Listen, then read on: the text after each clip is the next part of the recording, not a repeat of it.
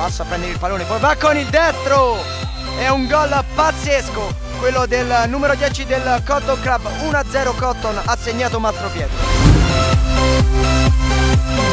Questi a Paolo Latini, dentro Bettinelli, questi a Fabiani, scarica all'indietro ancora per Mellaro, si alza il pallone, va con il destro e questo è un gol fenomenale di un giocatore realmente pazzesco, Giordano Mellaro. 1-1 allo Stella Azzurra.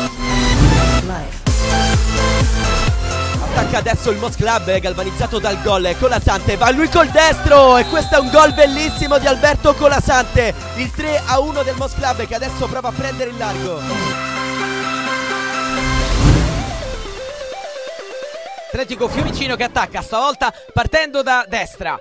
C'è il lancio a cambiare il gioco, Fiammelli si coordina in sforbiciata e fa un gol pazzesco. L'1-0 dell'Atletico Fiumicino è una perla del 10.